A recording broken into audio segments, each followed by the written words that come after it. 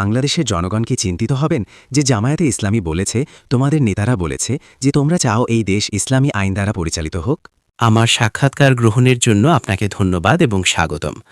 আপনি একটি অত্যন্ত গুরুত্বপূর্ণ প্রশ্ন উত্থাপন করেছেন।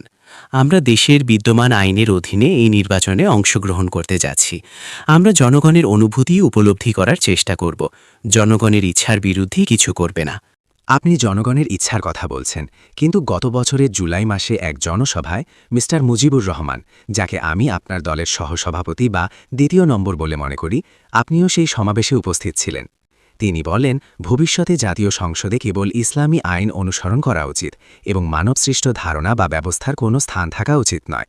ঠিক আছে, কিন্তু আপনি দলের প্রধানের বক্তৃতা অনুসরণ করবেন। আপনি কি বলতে চাচ্ছেন যে আপনি তার কথা প্রত্যাখ্যান করছেন? না না না, আমি কিছু প্রত্যাখ্যান করছি না বা গ্রহণ করছি না। কিন্তু যখন আপনি কোনো দলের কৌশল বিবেচনা করবেন, তখন আপনি দেখবেন যে প্রধান দলটির বক্তব্য। আমরা ইসলাম স্বীকৃত মূল্যবোধগুলিকে প্রচার করছি। উদাহরণস্বরূপ দুর্নীতি বিরোধী কথা বলুন, সর্বোচ্চ স্বচ্ছতা, হ্যাঁ, জনগণের গণতান্ত্রিক অধিকার, মানবাধিকার হচ্ছে।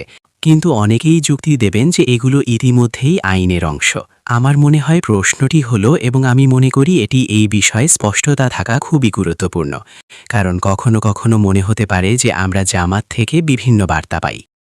এটা আমি নই, সংসদ সিদ্ধান্ত নেবে। তারপর সংসদ বিষয়টির সিদ্ধান্ত নেবে। এটা আমি নই, হ্যাঁ, সংসদ বিষয়টির সিদ্ধান্ত নেবে। যেহেতু আপনি এটা বলছেন, আপনি বলছেন এটা এখনও বিতর্ক এবং আলোচনার বিষয়। আপনি মনে হচ্ছে এটাই বলতে চাইছেন। কিন্তু গত এক বছরেই আমরা দেখেছি যে আপনি এমন বেশ কিছু অবস্থান নিয়েছেন যা দেশকে সেই দিকে ঠেলে দিচ্ছে।